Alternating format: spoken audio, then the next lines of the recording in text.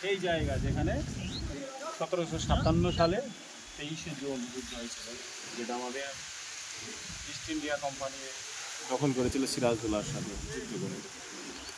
মির্জাপুর বেইমান করার পর ইস্ট ইন্ডিয়া কোম্পানি তার যুদ্ধক্ষেত্রে এই যে মাঠ নাকি এই সেই পলাশির মাঠ। আর এই মাঠ ফাঁকা পড়েছে বাংলা, বিহার, উড়িষ্যা যেটা রাজধানী ছিল এইটা। আর এই অবস্থা আজকের ডেটে 2025 অক্টোবর 4 আজকের ডেটের এই অবস্থা। বৃষ্টি হচ্ছে ঝমঝম করে, হালকা বৃষ্টি।